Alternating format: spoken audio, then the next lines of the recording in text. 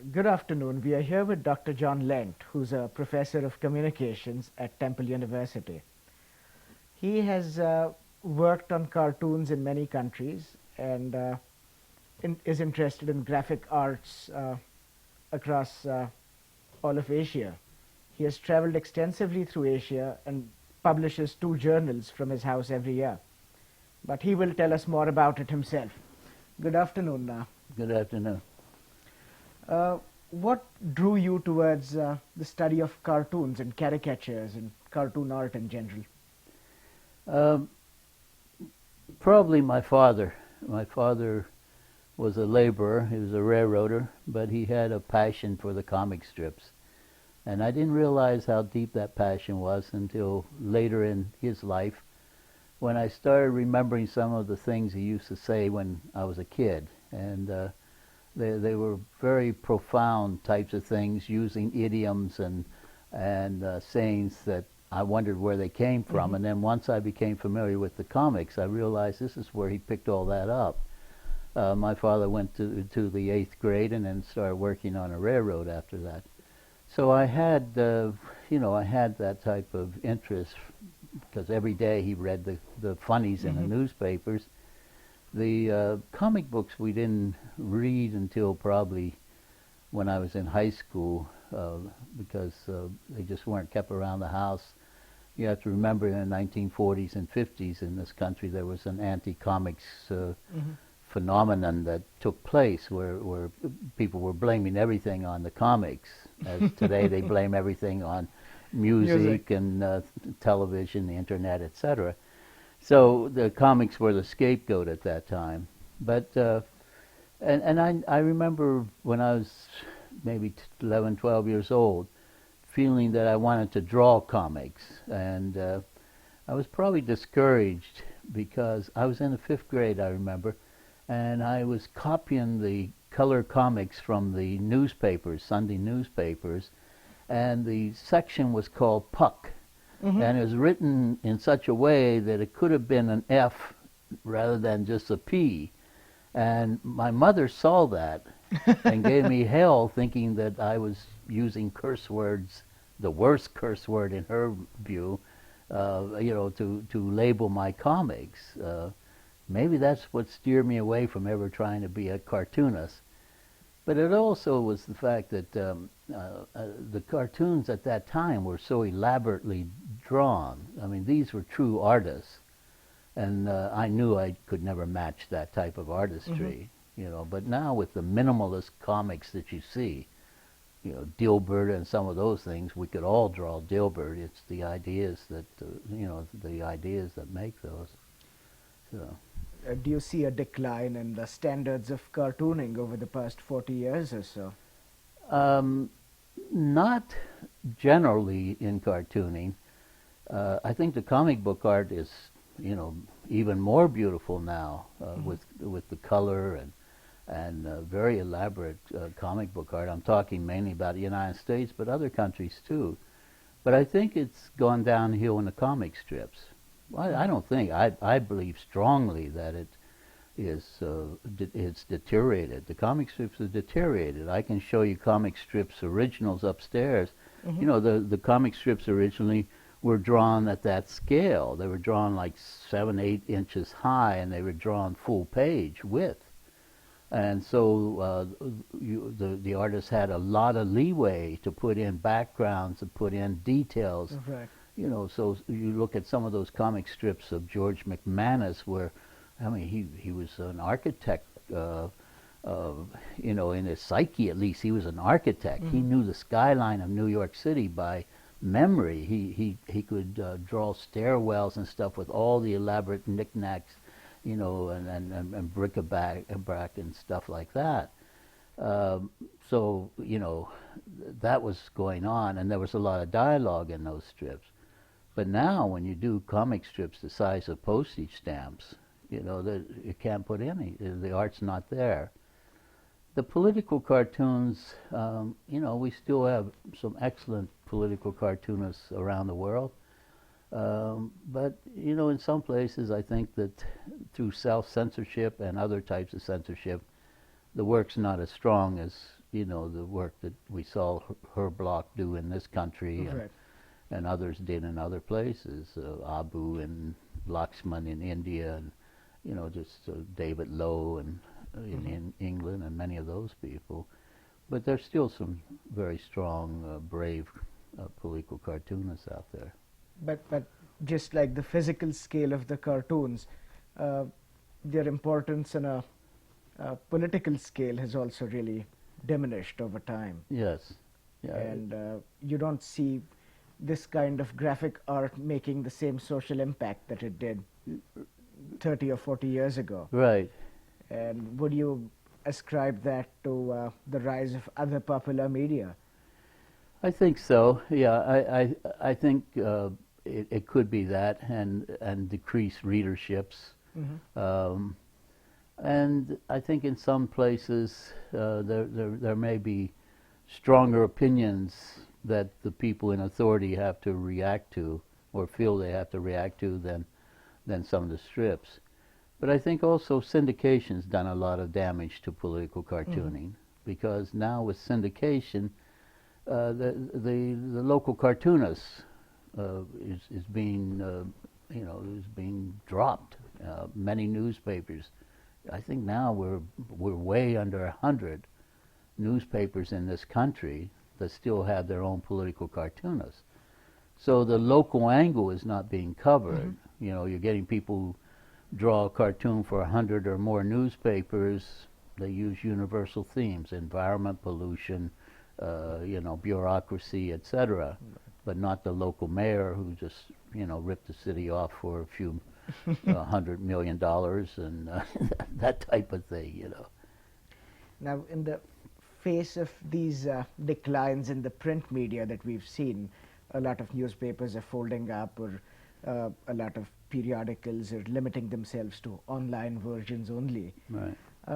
You publish a very good journal of cartoon art, and would you want to say something about that? Because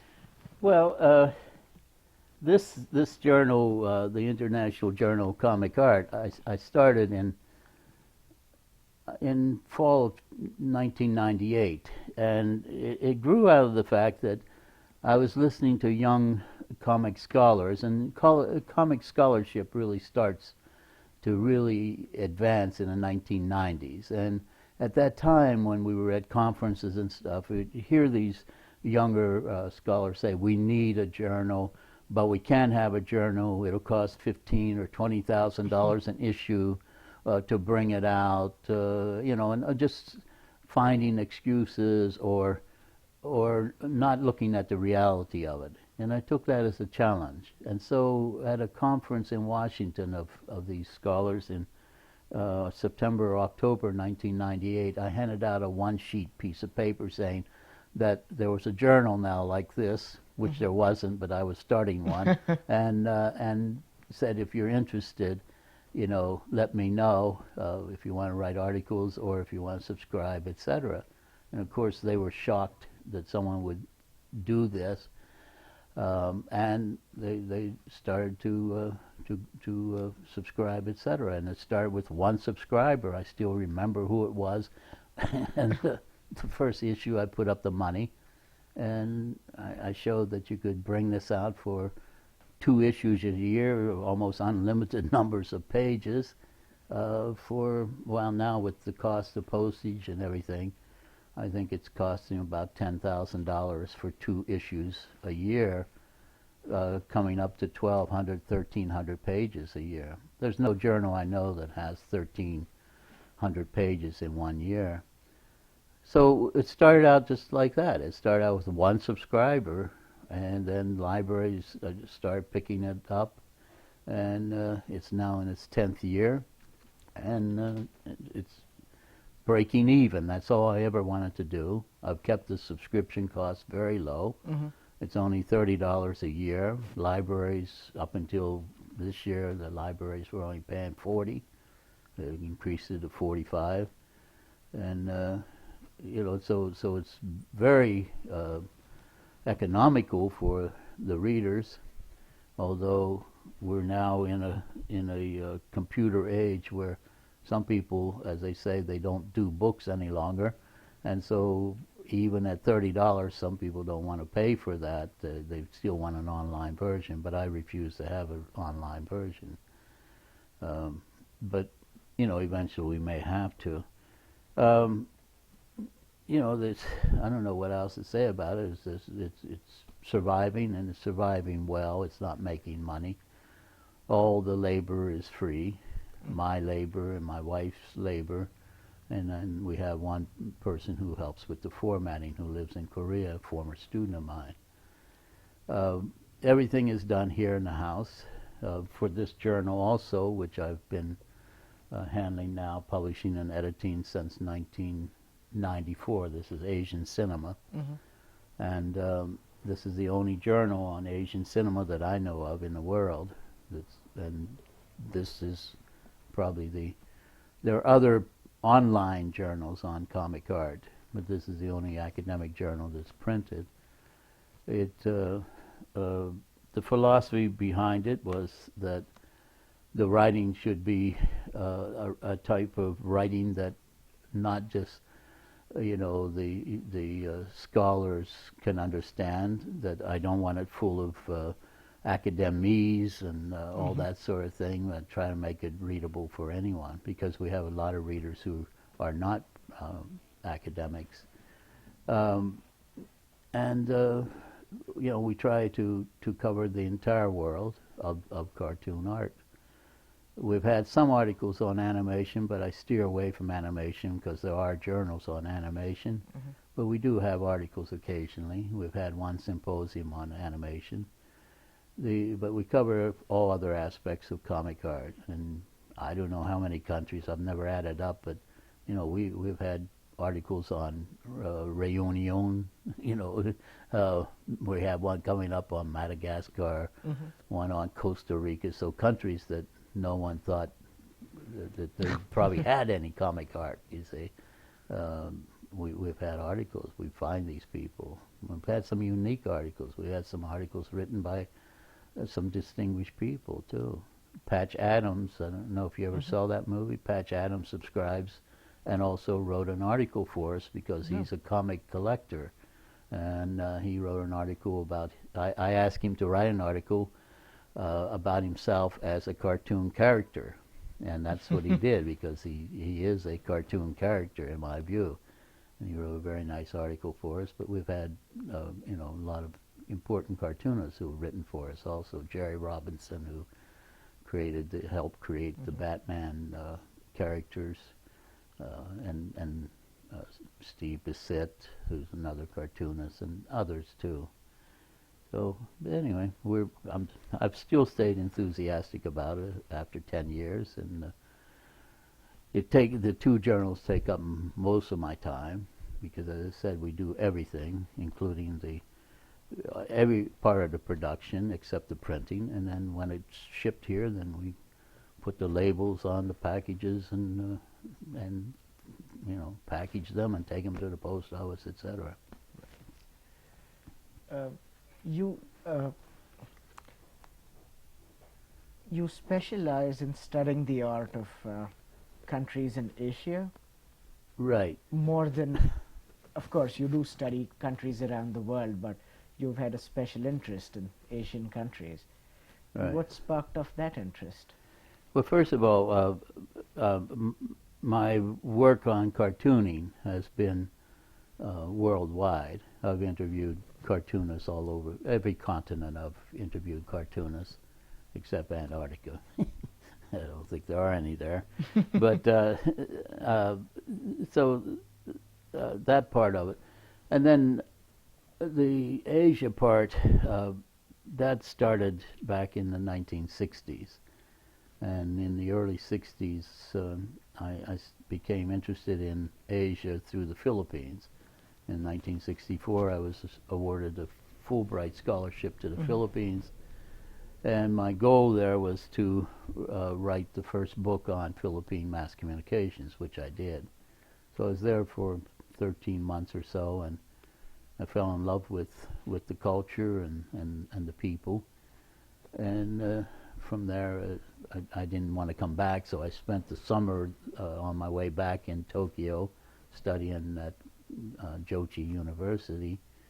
And then since that time, I've just devoted most of my work on Asia. And in the process, I edited or wrote the first books on broadcasting in Asia, newspapers in Asia, cinema in Asia, popular culture in Asia, I don't know, almost all those areas. Mm-hmm.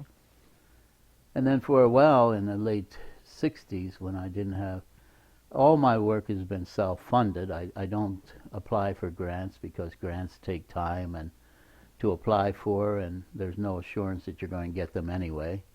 And plus the fact I never wanted to be beholden to anyone.